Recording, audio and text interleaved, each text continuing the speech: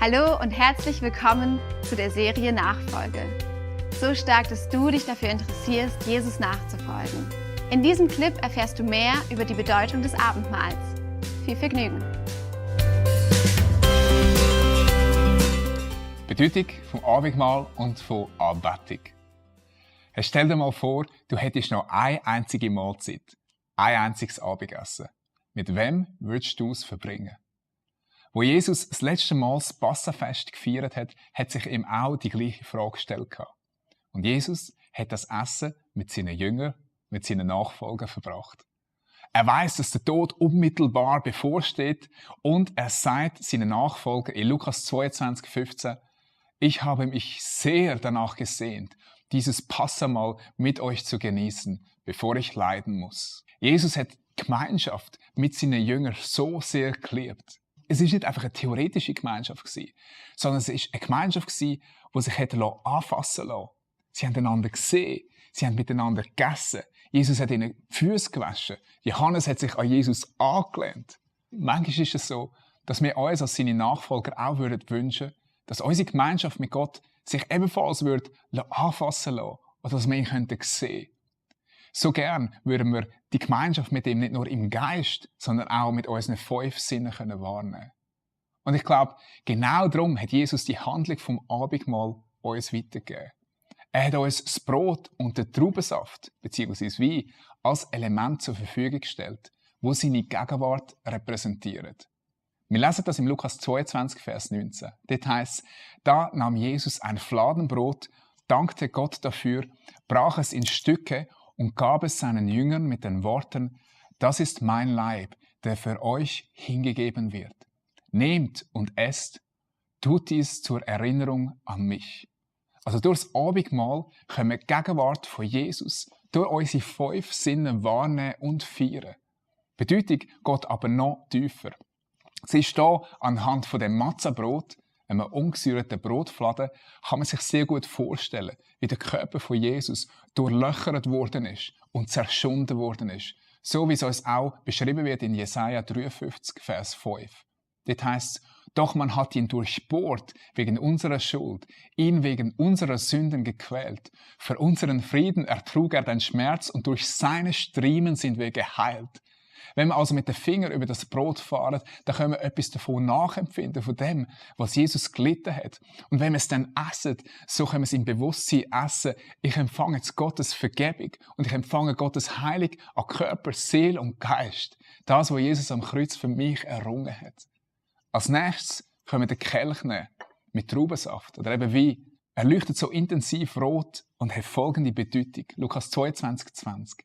Nachdem sie gegessen hatten, nahm er in gleicher Weise den Kelch und gab ihn den Jüngern. Dieser Kelch steht für den neuen Bund, sagte er, der mit meinem Blut besiegelt wird, das ich für euch vergießen werde. Siehst, im Alten Testament, dort ist das Blut meistens für einen gewaltsamen Tod gestanden. Es weist auch auf den ersten Bund mit dem Mose her, wo der Mose das Opferblut von den Tieren auf dem Altar und auch über das Volk gesprengt hat. Wenn wir also den Traubensaft bzw. den Wein trinken, dann erinnern wir uns daran, dass Jesus mit uns einen neuen Bund geschlossen hat. Und diesen Bund hat er nicht mit unserem Blut, sondern mit seinem eigenen Blut besiegelt. Und das bedeutet, auch wenn du den Bund mit ihm brichst und ihm untreu bist, Jesus bleibt treu, weil der Bund basiert auf der Gerechtigkeit von Jesus und nicht auf deiner Gerechtigkeit. Und das bringt uns zu der nächsten Bedeutung vom Abendmahl. Es ist beim ersten Bund, Mose, dort ist das Opferblut nur äußerlich besprengt worden. Jesus will aber, dass wir die Symbol für sein Opfertod, das Brot und den Saft, in uns hineinnehmen. Wir sollen die Elemente essen und trinken. Das betont Jesus im Johannes 6. Darum sprach Jesus zu ihnen: Wahrlich, wahrlich, ich sage euch, wenn ihr nicht das Fleisch des Menschensohnes esst und sein Blut trinkt, so habt ihr kein Leben in euch. Wer mein Fleisch isst und mein Blut trinkt, der hat ewiges Leben und ich werde ihn auferwecken am letzten Tag. Denn mein Fleisch ist wahrhaftig Speise und mein Blut ist wahrhaftig Trank. Wer mein Fleisch isst und mein Blut trinkt, der bleibt in mir und ich in ihm. Hey, wieso ist es Jesus so wichtig, dass wir das Brot und den Saft essen bzw. trinken? Weil so gehen wir zum Ausdruck, Mein Glaube an Jesus ist nicht einfach nur eine oberflächliche Sache. Ich lebe meinen Glauben nicht einfach nur am Sonntag. Ich gebe mich nicht einfach nur mit ein paar religiösen Übungen zufrieden, sondern ich lasse den Glauben an Jesus tief in mich hineinsinken. Ich lasse es zu, dass all die bisherigen Schritte der Nachfolge, Heiligung, Bibellesen, Gebets, Fasten, Grosszügigkeit und so weiter tief in mir hineinwirken. Und Jesus sagt, nur so haben wir Anteil an seinem ewigen Leben. Das Abendmahl ist also eine gute Gelegenheit, dass wir uns selber prüfen können. Tue ich den Glauben an die Erlösung von Jesus Christus nur oberflächlich anwenden oder lohne ich es zu, dass das Innerste von meinem Herzen verändern tut?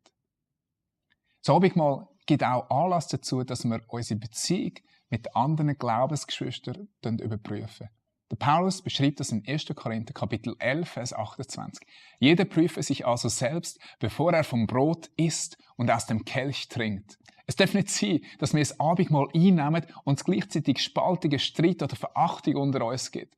Zuerst sollen wir diese Sachen in Ordnung bringen und dann können wir das Abendmahl einnehmen. Sonst schaden wir uns selber. Weil das Abendmahl ist nicht einfach ein gewöhnliches Essen, sondern es heisst weiter in 1. Korinther 11, 26.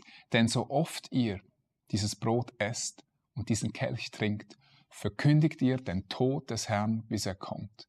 Mit dem Abendmahl feiern wir also die Gegenwart Gottes in unserer Mitte. Wir feiern es als Gemeinde, du kannst es auch als Ehepaar feiern, du kannst es auch in der Familie feiern oder in deiner Kleingruppe. Mit dem Abendmahl feiern wir die Gegenwart Gottes und wir bringen zum Ausdruck, dass Gott sich für uns hergegeben hat. Es ist aber nicht die einzige Art, wie wir Gottes Gegenwart feiern können. Weiter haben wir noch die Möglichkeit von Anbetung, Gottes Gegenwart zu feiern. Die Bibel gibt uns die Möglichkeit von der Anbetung. Psalmen sind das grosse Buch von der Anbetung in der Bibel. Und sie zeigen uns viele Formen, wie wir das zum Ausdruck bringen können. Ein paar Beispiele. Wir können unseren Gott anbeten, indem wir in Lieder singen, indem wir in die Hände klatschen, indem wir unsere Hände heben oder vor ihm niederknien oder indem wir Instrumente spielen oder vor Freude tanzen. Das ist der Grund, wieso wir diese Sachen auch in unseren Gottesdiensten und Gebetstreffen pflegen.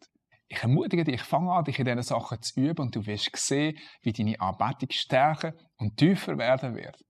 Sing für den Herrn, klatsch für den Herrn, tanz ein bisschen für den Herrn. Erhebe deine Hände für den Herrn und du wirst sehen, dass nicht nur deine Gefühle, sondern auch die ganze Atmosphäre um dich herum sich anfängt zu verändern. Und du wirst anfangen, Gottes Gegenwart erleben. Weil Gott wohnt im Lobpreis von seinen Kindern. Wenn ich meine eigene Gebetszeit habe, dann tue ich noch gerne ein Anbetungslied laufen oder eine Gitarre und bete Gott so an. Ich preise Gott und ich danke ihm bereits auch für das, was er tun wird.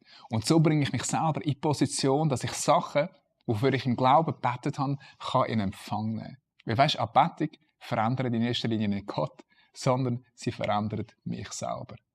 Jesus sagt in Markus 11, 24, darum sage ich euch, worum ihr im Gebet auch bittet, glaubt, dass ihr es empfangen habt, dann werdet ihr es auch erhalten. Also Anbetung bringt unser Glauben in Gottes Größe zum Ausdruck. Manchmal sagen die Leute, ich fühle mich jetzt aber gerade nicht danach, anzubeten. Und da müssen wir einfach wissen, Anbetung ist nicht in erster Linie eine Sache vom Gefühl. Der König David sagt seinen Gefühl immer wieder, lobe den Herrn meine Seele. Es ist eigentlich genau umgekehrt. Entscheide dich, Gott anzubeten, und dann werden Gefühle und der ganze Rest folgen, bis Gott unser ganzes Leben zur Verfügung steht. Anbetung geht nämlich über das Singen, über das Klatschen und über das Händeanheben raus. Anbetung ist ein Lebensstil der Hingabe. Ich gebe Gott zum Ausdruck, dass alles, was ich kann und bin, ihm gehört.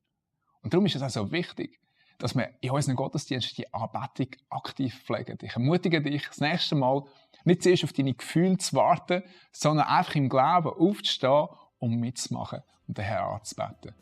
Mach das mal für ein paar Wochen und du wirst sehen, dass das dein Glauben stärker wird. Wir hoffen, dass dir der Clip gefallen hat. Du kannst das Thema mit dem Booklet, das du unter folgendem Link herunterladen kannst, weiter vertiefen. Um als Nachfolger Jesu weiter zu wachsen, empfehlen wir dir, eine lebendige Kirche zu finden und deine Nachfolge in Gemeinschaft zu leben. Sei gesegnet.